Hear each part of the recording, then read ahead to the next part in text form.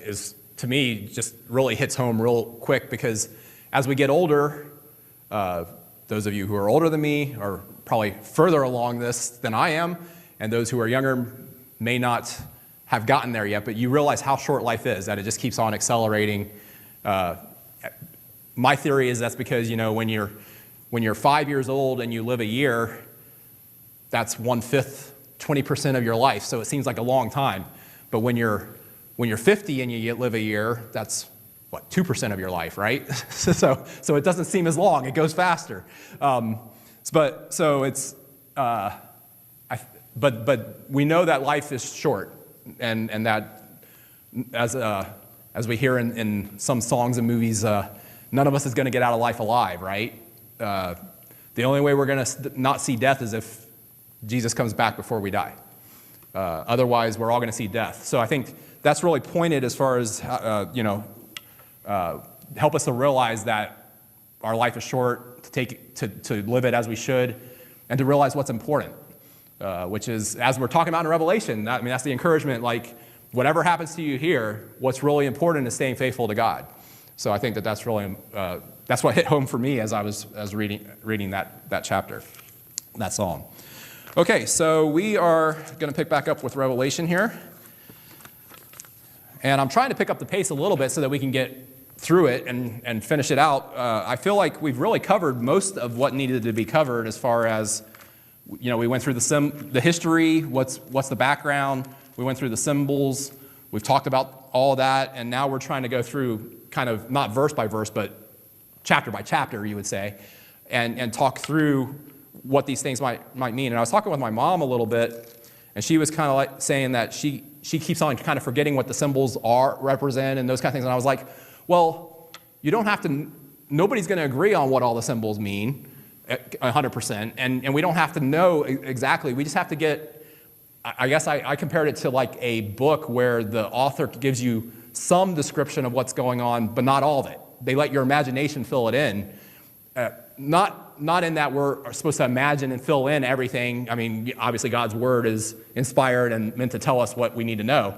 But when you're talking this figurative language and those kind of things, it's meant to convey certain things that are going to happen, certain symbols that we know what they are. Like we talked about the beast last week, the sea beast and the earth beast. Like, it tells us what those are. We know what they are from the descriptions. Them, being Rome and parts of Rome, the political and then the religious part of Rome. But there's also things here that are just meant to convey feelings or things that we won't necessarily be able to nail down exactly what is this talking about, as far as connecting it to something specific. Like I said, some people try to go through and say this emperor, this is talking about this emperor and going down through there, or this is talking about this invasion. Or to me, I don't try to go there because my mind doesn't work that way anyway to really get a full grasp of what history, like what year are we talking about in history, what person are we talking about. It's more, to me, I see it more as like, for instance, the locusts. Well, what does that swarm of locusts represent? Well, we talked about it. It was the spiritual decline and moral decay in Rome, right? So that's the overall. I don't know what each little thing, that description on the locust, what that was saying. So anyway, that just brought that to mind. But last week we talked about chapter 13, that the visions of the beasts, and we talked about how that represents Rome, and it's pretty frightening, the description given of them. And as a Christian at that time, reading about how terrifying Rome is, you'd be ready to hear something good, right? Once again, so we see this back and forth in Revelation where here's what's going to happen to God's enemies, and Christians are going to get caught up in this. It doesn't say that specifically, but we know they are. They're going to get caught up in some of this judgment, but they're being promised that the judgment isn't against them and that the punishment's not on them as this is happening, and that they're secure as long as they, stay faithful to God. So that's what God is going to provide in the vision that's relayed to John in chapter 14.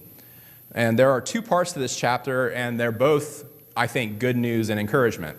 So let's go ahead and read chapter 14, verses 1 through 5. Then I looked, and behold, the Lamb was standing on Mount Zion, and with him 140,000 having his name and his Father written on their foreheads.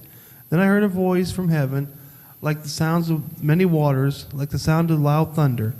And the voice which I heard was like a sound of harpists playing there on their harps. And they sang a new song before the throne and before the four living creatures and the elders. And no one could hear the song except the 140,000 who had been purchased from earth. These are the ones who have not defiled with women, for they have kept themselves chaste. These are the ones who follow the Lamb wherever he goes. These have been purchased among men as first fruits to God, into the Lamb. And no lie was found in their mouth. They are blameless. Okay, so I think the symbolism and message here is pretty clear in my mind based on the visions that were given earlier. We know that the Lamb, here is Jesus, and from the throne room scene that was back at the earlier, chapter 4, and then came in again at various points. And then we know that John just saw a beast that looked like a lamb but spoke like a dragon and forced the worship of the first beast. So the Lamb here is standing on Mount Zion. What's Mount Zion? That's the place from which salvation came, right? So we know those things. And then we've already discussed the 144,000 and what they represent, that they represent the people of God. We discussed how the number and the description of the group is not to be taken literally. I don't believe that a group of exactly 144,000 people are gathered together or ever will be gathered together and in the way that's being discussed here. And I don't think that all of them, if you did have 144,000 people, would you have 144,000 people that never told a lie or that, or that were virgins, that they never had sex? I don't think that that's what's being talked about here literally on earth. So what is being discussed? Sexual purity is often used by God to represent spiritual purity, right?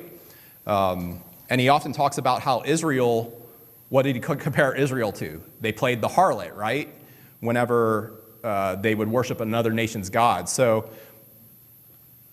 I think we've talked about in the previous lesson that there's a group that kind of holds out this 144,000 to be a literal number. As you go through this chapter, there's a lot of symbols, and this one's, chapter 14 is once again full of a lot of symbols. And if you try to pull this out literally, you kind of run into trouble as opposed to using it as symbols. But anyway, I think it would be very discouraging for the Christians to be reading this and to think that there's only going to be 144,000 that would be part of this group. Like, that's actually a discouraging thing as opposed to an encouraging thing. So, yeah, and also if you had ever told a lie or had sex, you wouldn't be allowed to be a part of this group. That would also be discouraging. So I don't think that that's the point. The point is spiritual purity. We also have discussed how the mark on the forehead wasn't or isn't a literal mark, and that people aren't going to see it as a mark. It's actually the opposite of the mark on the people that belong to the beast that we talked about back in chapter 13.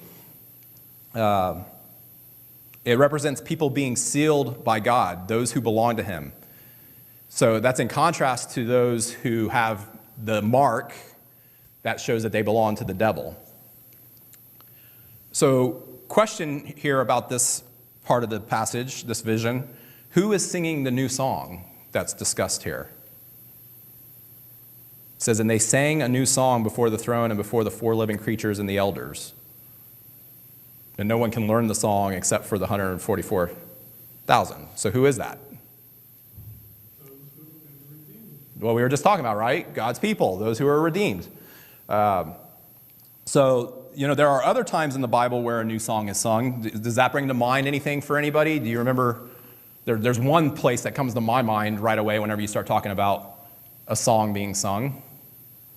Though there's more than one, but one specific one that comes to my mind here. the song that Israel sang when they came out of Egypt, right? So here, the church is singing a new song about being delivered from Rome, or God's people. And we will see this symbolism in another vision in chapter 15 as well. So what I was just saying, how can it be said that the 144,000 have no blemish? It says, these are the ones who have not defiled with women, for they have kept themselves chaste. These are the ones who follow the Lamb wherever he goes. They have been purchased from among men as firstfruits to God and to the Lamb, and no lie was found in their mouth, and they are blameless. How can that be said about this group? Because they're redeemed. I like that, Charles. Because they're covered by the blood of the Lamb, right? Not that they're perfect. See, that's something that we talk about as Christians a lot, right? We're not perfect. We're just like anybody else. We have problems just like anybody else. But we're covered by the blood of Christ. And as we learn in other scriptures, it isn't the saints' own righteousness that causes them to be pure before God. Nobody can claim to be righteous before God on their own. It's of course, that's important to try to be righteous have our own righteousness, right? To follow God. But we're found guiltless because we are covered by Jesus' blood. And I had a passage in Hebrews that I wanted to read to emphasize this. If one of you guys could read Hebrews 9:21 through 28, and then 10:11 through 14. And in the same way he sprinkled both the tabernacle and all the vessels of the ministry with blood. According to the law, one may almost say, all things are cleansed with blood, and without shedding of blood there is no forgiveness. Therefore, it was necessary for the copies of these things in the heavens to be cleansed with these, but the heavenly things themselves with better sacrifices than these. For Christ did not enter a holy place made with hands, a mere copy of the true one, but into heaven itself, now to appear in the presence of God for us. Nor was it that he would offer himself often, as high priest enters the holy place year by year with blood that is not his own. Otherwise he would have needed to suffer often since the foundation of the world, but now once at the consummation of the ages, he has been manifested to put away sin by the sacrifice of himself. And inasmuch it is appointed for men to die once, and after this comes judgment, so Christ also, having been offered once to bear the sins of many, will appear a second time for salvation without reference to sin to those who eagerly await him.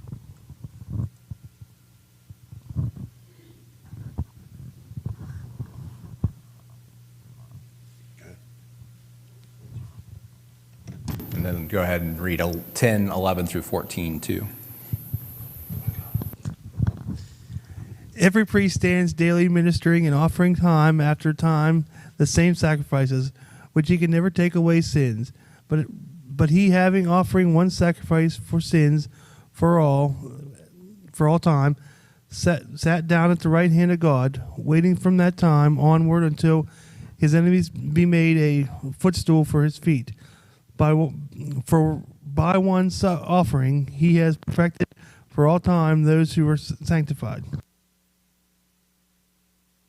By one offering, he has perfected the sanctified, the redeemed. So that's how they can be said to have no blemish or no blame, because Jesus was the sacrifice and they're following him. And that's what's being talked about with the spiritual purity that's being discussed here. Okay, so anybody have anything that they want to pull out of this passage before we move into the next one, 6 through 13?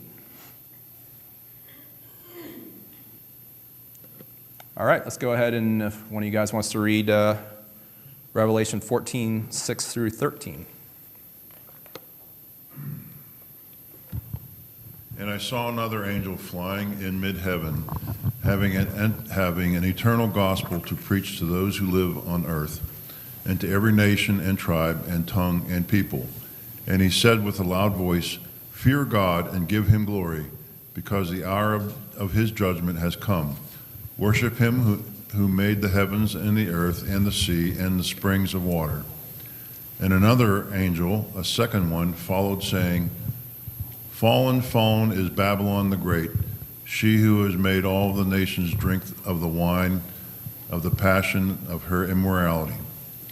Then another angel, a third one, followed them, saying with a loud voice, If anyone worships the beast in his image and receives a mark on his forehead or on his hand, he will also drink of the wine of the wrath of God, which is mixed in full strength in the cup of his anger. And he will be tormented with fire and brimstone in the presence of the holy angels and in the presence of the Lamb. And the smoke of their brimstone and the smoke of their torment goes up forever and ever. They will not rest day or night, those who worship the beast and his image, and whoever receives the mark in his name. Here is the perseverance of the saints who keep the commandments of God and their faith in Jesus. And here I heard a voice from heaven saying, Write, blessed are the dead who die in the Lord from now on. Yes, says the Spirit, so that they may rest from their labors, for their deeds will follow them. Okay, so this vision provides three messages delivered by three angels. And the first angel is flying in mid-heaven. And that is to call attention to it, just like what we saw with the eagle in chapter 8. This angel is relaying the good news of the eternal gospel. Why do you think the word eternal is included in relation to the gospel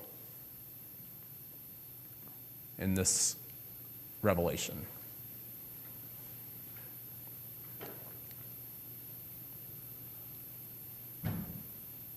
Why doesn't it just say gospel?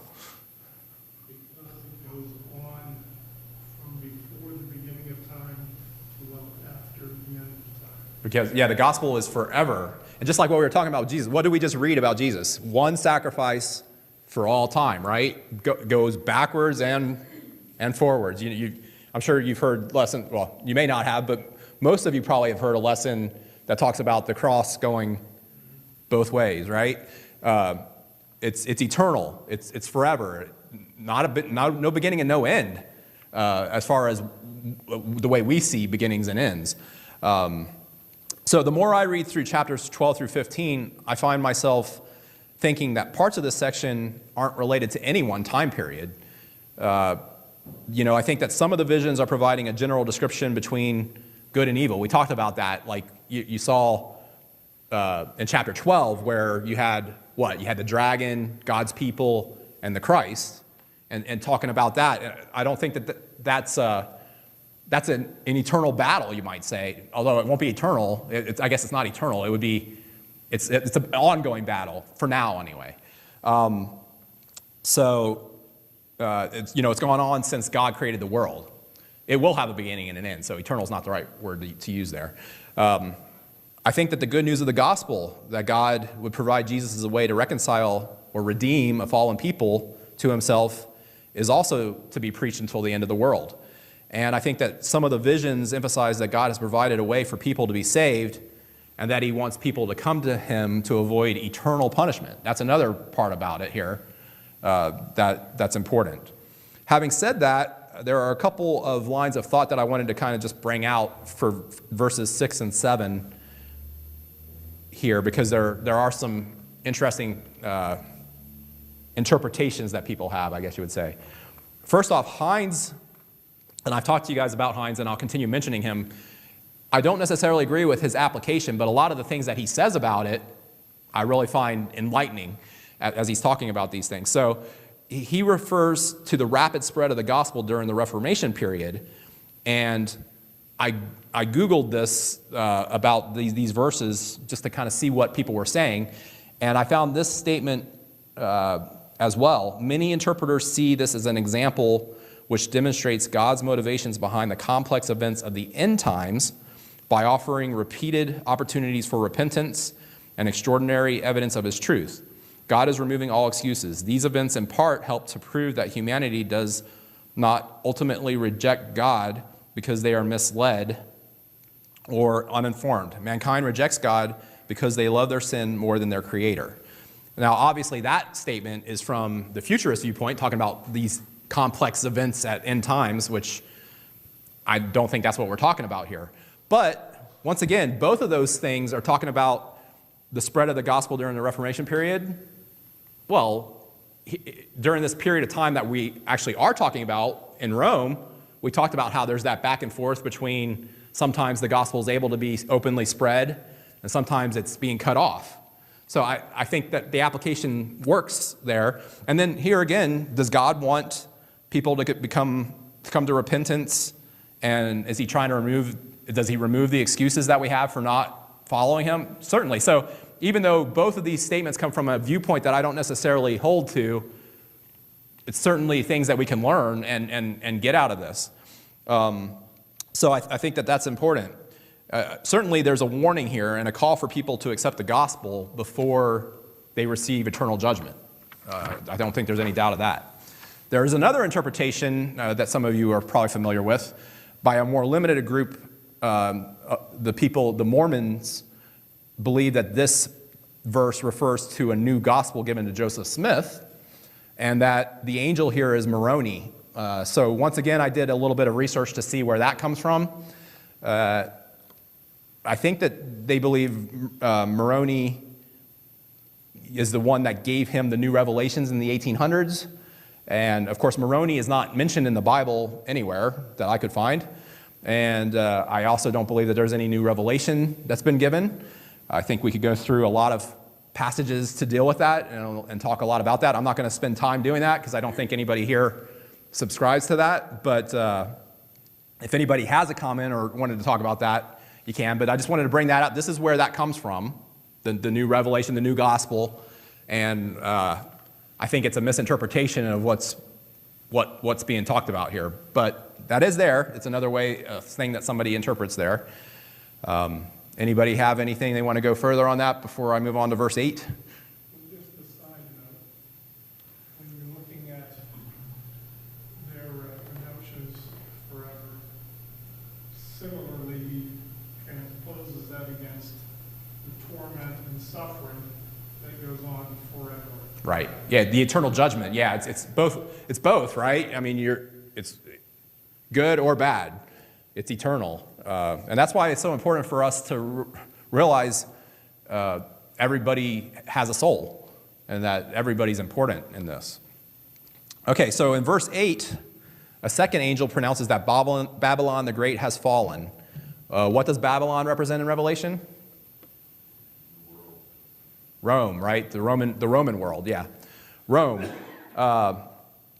And we've talked about this. I already mentioned, really, the chronological part of this book ends at chapter 11, whenever the seventh trumpet is blown.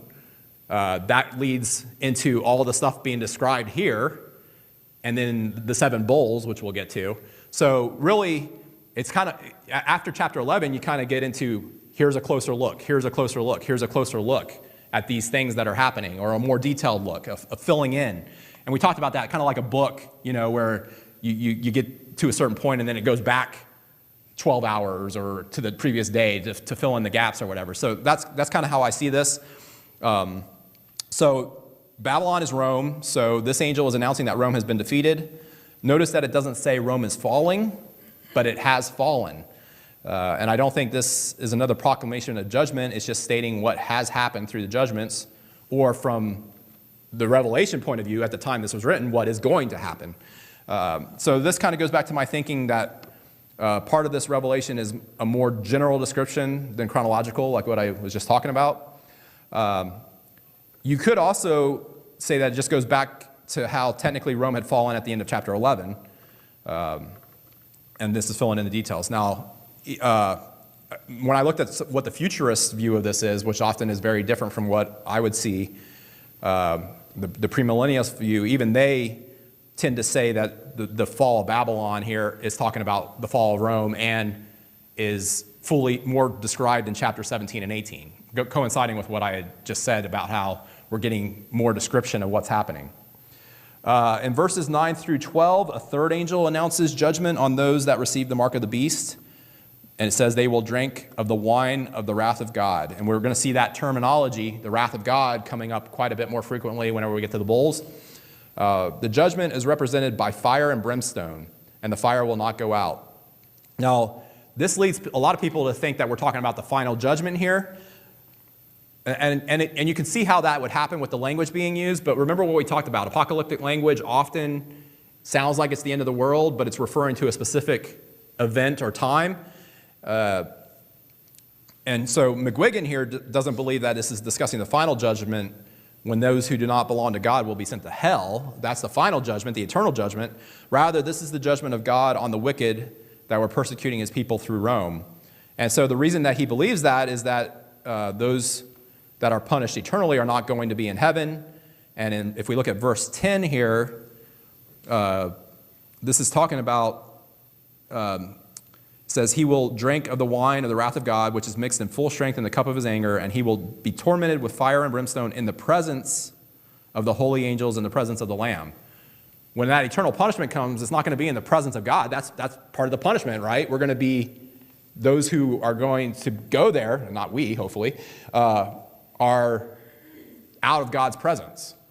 So that's why he holds that this isn't talking about the final judgment. It makes sense that it's talking about the judgment against Rome. And that's why, as you go, it seems to have double application, because it does make sense that it's the final judgment, but at the same time, it's definitely, I think it's actually referring to Rome, but you can apply it to other things there. In verse 12, it tells us that this is the perseverance of the saints, which is kind of a weird thing here. We just got done talking about the torment of those being judged wicked, and then it says, here is the perseverance of the saints who keep the commandments of God and their faith in Jesus. So what is this statement, what do you think this statement's referring to? The trials that they're going to be coming up on during God's judgment. Right. I think it's they're going to go through these trials, but then it's referring to the ultimate victory of the church over Rome. And in verse 13, a proclamation is made. And here it doesn't tell us who makes this proclamation. It just says a voice from heaven. But what it says tells us two things. One, it's a statement of encouragement and assurance that those who die in the Lord will be blessed, that they are promised something good, and they will rest from their labors. And then two, it's a motivation to stay faithful to God until we die. And that, whether that's a regular, a normal death of old age or health or whatever, or whether it's a martyred death or a violent death from those persecuting the church, faithfulness is being emphasized. And notice that it says their works follow with them. And we talked about that as some of those at times. What we do here matters. It does matter, not just here, but also eternally, right? Our works go with us. Okay, so before we go on to the next section, anybody have any comments about anything I didn't touch on, or any differences of interpretation that you'd like to discuss? All right, don't say I didn't give you opportunity. We can talk about it. Like I said, I tend to not want to get into any drag them out debates, but if we have something that we want to cover in a little bit of a different view, that would be great.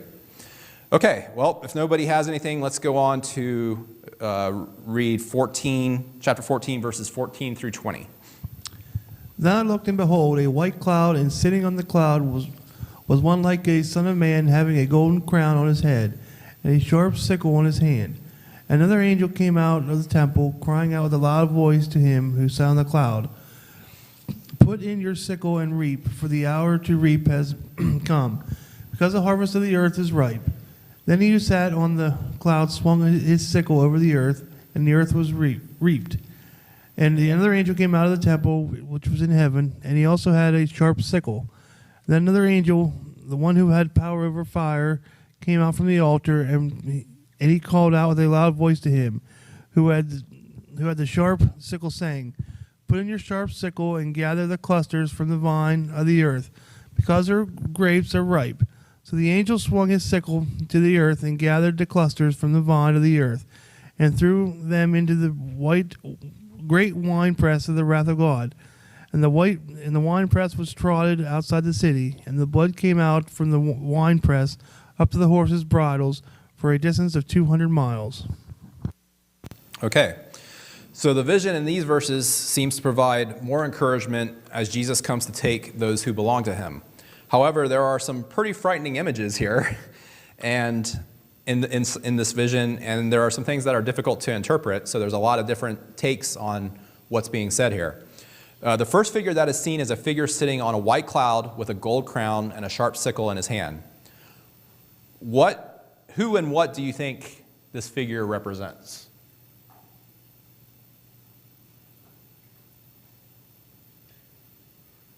Jesus? That's what most everybody seems to think, and I think it makes sense here. I will give you a little bit of a caveat there as we go here. There's one thing that I see in here that kind of makes me pause and just say, is it Jesus or is it here again, like a strong angel or something? And I'll give you that tidbit here in a little bit. But most everybody seems to think it's Jesus, and it makes sense. You got coming in on the white cloud, and that symbolism that indicates purity, majesty, and victory. So it certainly fits. The crown would indicate royalty. So once again, it fits the description. The sickle would be indicative of judgment to be put out, harvesting, reaping, right? And this is seen in some of Jesus' parables. And I wanted to kind of read those just to bring those back to mind, a couple of them. The one that comes to my mind right away is found in Matthew chapter 13. So if one of you guys would read Matthew 13, 24 through 30, and then 36 through 43. Jesus presented another parable to them, saying, "The kingdom of heaven may be compared to a man who sowed good seed in this field. But while his men were sleeping, his enemy came and sowed tares among the wheat and went away. But when the wheat sprouted and bore grain, then the tares became evident also. The slaves of the landowner came and said to him, 'Sir, did you not sow good seed in your field? How then does it have tares?' And he said to them, 'An enemy has done this.' The slaves said to him, 'Do you want us to go and gather them up?' But he said, 'No, for while you are gathering up the tares, you may uproot the wheat with them. Allow both to grow together until the harvest. And in that time of the harvest, I will say to the reapers, first gather up the tares and bind them in bundles and burn them up, but gather the wheat into my barn.' Then he left the crowds and went into the house, and his disciples came to him and said, 'Explain to us the parable of the tares in the field.' And he said, 'The one who sows the good seed is the Son of Man, and the field is the world. And as for the good seed, these are the sons of the kingdom, and the tares are the sons of the evil one, and the enemy who sowed them is the devil. And in the harvest is the end of the age, and the reapers are angels. So just as the tares are gathered up and burned with fire, so shall be at the end of the age. The Son of Man will send forth his angels, and they will gather out of his kingdom all stumbling blocks, and those who commit lawlessness, and he'll throw them into the furnace of fire. In that place there will be weeping and gnashing of teeth. Then the righteous will shine forth as the sun in the kingdom of their Father. He who has ears, let him hear." So these passages don't specifically mention a sickle, but harvesting, and I think we get the view here of, once again, this battle. Let the good and the bad are together, but will be harvested at the end, and then judgment will be met out accordingly. And so that's what comes to my mind as we're talking about these sickles that the figure has, the figure on the cloud, and then also the angel in verse 17. So once again, the symbolism here seems to fit with Jesus. Going back to, it talks about the Son of Man planting and then harvesting. However, there's one thing that makes me think it might be representative of something slightly different, and that's what happens in verses 15 and 16. In verse 15, another angel comes out of the temple and tells the one sitting on the cloud to swing the sickle and reap. So what's happening here? Well, first off, the angel comes out of the temple, which is where God dwells, in the temple. And then in verse 16, that figure swings the sickle over the whole earth. So this is where I kind of get a little bit iffy. Why would an angel give a command to Jesus? Like the angel here says to the figure on the cloud, swing your sickle. It gives me a little bit of pause to say, well, who's commanding Jesus? But on the flip side of that, well, where's the command coming from? Out of the temple, where God is. So, it's just food for thought there as to who is this figure? Is it a strong angel or is it Christ? Either way, it represents the same thing, I think. So it's not really that important. But I just call that out because it came to my mind as I was reading it. Like, well, something's commanding the figure on the cloud. But with that in mind, if you go back before, the Lamb is the one that's going to open up the scroll, but it's the Lamb sitting on the throne. So, there's nothing that says he can't, in a symbol, do both jobs. Right. And even if it's not, the command's coming from the temple, which is from God. So, yeah, it can work both ways. I think it, like I said, it just gave me pause as I was reading it. I was like, well, wonder about that. But either way, the symbolism's the same, I think, whichever way you interpret that. And Jesus had said in Matthew 24:36 that only the Father knew when the end of the world and final judgment would take place. So we know that. So the command coming from the Father could make sense here as well. So Hines believes that this vision is actually referring to the final judgment, which would then fit with this, of course, as well.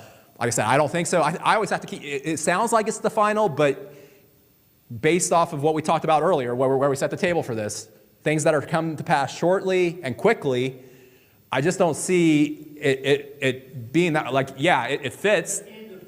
Yeah, it fits, like you could get there, but to me it's still, you have to put it back in the context of this is dealing with Rome and then that situation of what's happening. So, like I said, even whenever you get to the end when it's describing what sounds like heaven, I still believe is talking about the church and God's people. And again, we mentioned that way back when too. The idea that these images are good for all times. Right. Yeah, it fits. That's why it's written this way. It fits the situation. Even though it is meant for a specific period, it also still fits all time because of the way it's written, which is, of course, God knows how to do that. So that makes total sense. Okay. Let's see. So as I said before, McGuigan believes the figure to be Jesus and mentions that this part of the vision is meant to show the security of God's people. And that's what I think. And I think, once again, that security is being emphasized here. So in verses 17 and 18, then we see two more angels. And the first one comes out of the temple of God again and has a sharp sickle. So once again, coming out from God, what God's commanding. And the second one comes from the altar and is said to have power over fire and tells the angel with the sharp sickle to gather clusters from the earth. Hines talks about how the work to be done here was destructive and that the altar of burnt offerings was the appropriate place for the angel to come out of. McGuigan discusses how angels often stood by the brazen altar, signifying that a sacrifice was about to take place.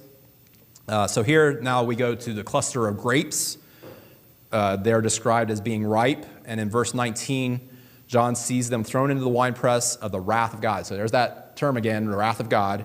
The ripeness would seem to indicate that the specific wickedness being discussed has continued to the time that God would allow it. In other words, that's it, and it's done. Just like what the days of the flood, when God flooded the earth, he's not going to allow it anymore. It's time for judgment to be rendered. In verse 20, the description of the blood coming from the winepress outside of the city is a vivid representation of destruction. And it seems to be indicative that many are going to be lost. So once again, you get people with a lot of different interpretations. We only have a minute or two left. I'll try to get through this real quick so we can finish this part of it. If you lean more towards this entire section being representative of the final judgment, as some people did, then the conclusion seems like it could be stated pretty succinctly. There are going to be many lost, and that's not a good thing, right? At the end, a lot of people are going to see eternal judgment, and that's not good. If you think this section is more related to the struggle between Rome and the church, then I think it's emphasizing how terrible the judgment against Rome will be. So there's some discussion of which city this is referring to. Is it Rome or Jerusalem? People get into that.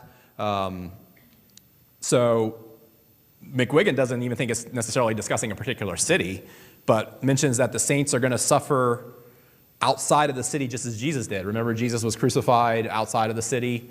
So if the city's Rome, it would seem to indicate judgment against Rome.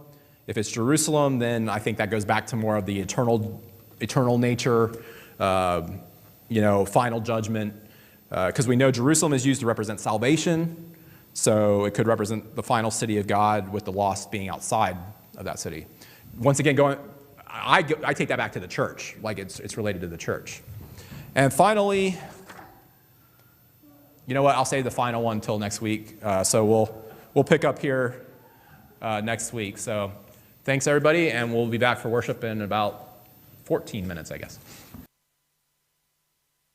Our God is an awesome God. Now when he rolled up his sleeves, he wasn't putting on the Ritz. Our God is